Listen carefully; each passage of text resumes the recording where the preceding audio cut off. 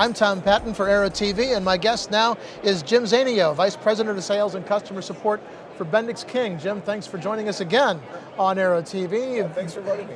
We came on yesterday, talked about some stuff, and then issued another news release. So Yes. we want to talk a little bit about the AeroWave 100 in-flight internet solution.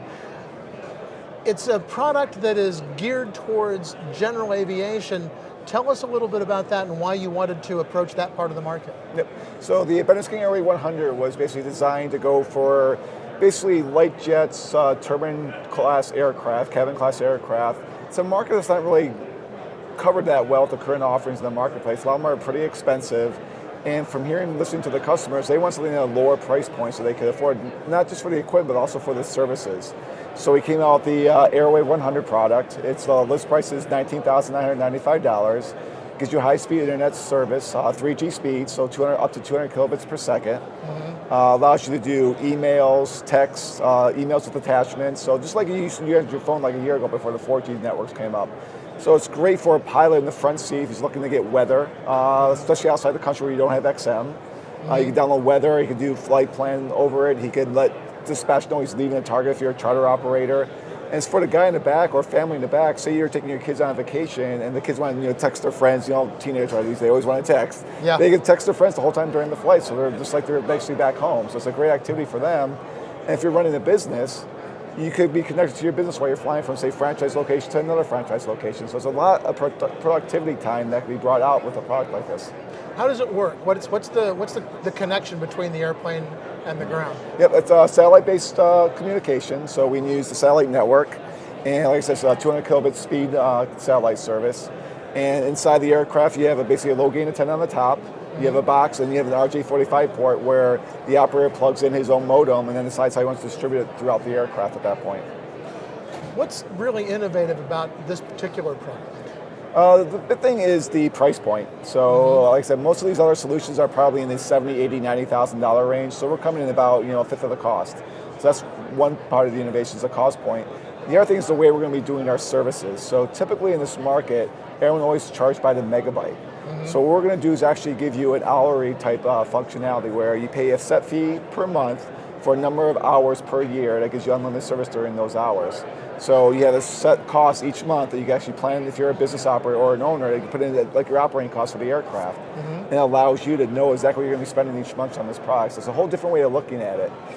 What a lot of people complain about the current offerings is they buy the product, they spend the money, and then the first bill they get is like $10,000 of data streaming. So that's a lot of money. And this one allows them to basically plan and do a little bit better cost analyzing.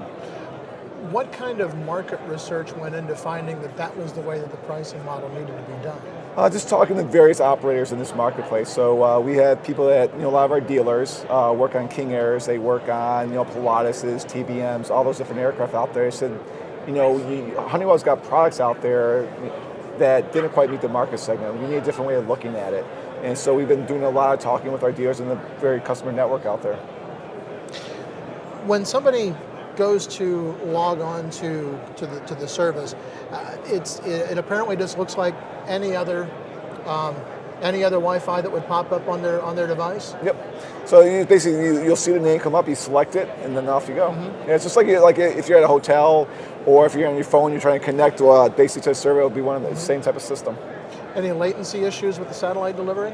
It's 200 kilobit speed, so there'll always be some latencies just because it is 3G. But for most uses, texting, easy email, no problems.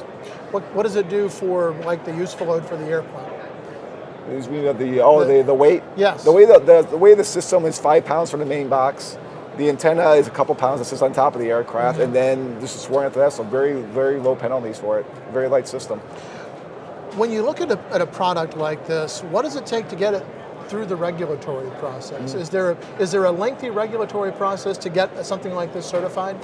Well, we leverage Honeywell technology that's already out there. So Honeywell has products out there in this market space. We took one of those products that was already certified and basically took the cost out of it so we can actually offer a lower cost for our marketplace, and then took away some of the features so that way it's geared for a certain market segment. So for us, it wasn't too hard to get it certified because it was, like I said, a pre-certified box.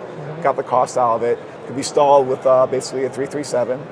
We're looking at possibly doing STCs. I know in certain parts of the other countries you're going to need an STC for this type of equipment. Right. So, but right now it could be installed. It's available already. You can install it. We're working up the plans here in the next few weeks or so. Do you have install stations already ready to go in places where they can have it done? Our dealer network will do it. Okay. So they're already trained up on it. It's like I said, they've seen these products like this before, so it's not too foreign to them. What does it take? I mean, what does it take to put this in an airplane? What if I own a TBM and I want to install this product? What kind of considerations do I have to make sure that it will go in? Yep. You got to find a location for the main box, the HDU. So that would probably go either a tail cone or a badge compartment or up in the nose in the avionics rack someplace. Since the TBM is pressurized, you got to put the antenna on it. So you're going to, to get some sort of DR to sign off for the antenna because you're going through the pressure vessel. And then you do the regular wiring after that. So the install's not too complicated, but it's going to vary a lot by aircraft. I mean, depending where you run the wires, you may have to pull the interior out to do that work. You may have to route and move things around, things like that. So we really don't. We ask all our customers, talk to your dealer, he'll look at your airplane, figure out what's the best economical solution for you to get installed in your aircraft. What kind of response have you had to this initial rollout? Very positive. Our booth was packed yesterday. So a lot of this is mainly all dealers, no customers at the show, so it's just our dealer network, and we've been swamped. So they've been looking for a product like this for a while at this price point for this market. Well, great. Well, good luck with the product. I know it's going to be a successful one for you, and we look forward to hearing about what is next. And while we're sitting here, I know you probably can't give away anything proprietary, but what else is going on at Bendix King that folks might want to know about? Yep. I mean, we're always working on a lot of new products. I mean, this is the first of a product that's going to be the whole ecosystem. So the next big thing in general aviation is going to be connectivity. You think about it. People are connected everywhere now. No matter where they go with their cell phones and their smartphones, they're connected. Their cars, their hotels, walking down the street. But for GE aircraft, there really isn't anything there right now. Right. So we're going to try to continue to push these products down into the general aviation marketplace, into the lower end, and get the price points out. So that's a big area that we're looking at trying to continue to grow, as well as just we're revamping our whole product line. Most of the Bendix King product line hasn't been updated over the last few years. So you're going to see a lot of new products over the next couple of years. GPSs, radios, MFDs, PFDs. So kind of the whole revamp of the product line. Excellent. Well, Jim Zanino, thank you very much for taking some time to talk with us here on Aero-TV. All right, thank you. Aero-TV's coverage of the 57th Annual AEA International Convention and Trade Show, live from Nashville, Tennessee, is brought to you in part by the following sponsors.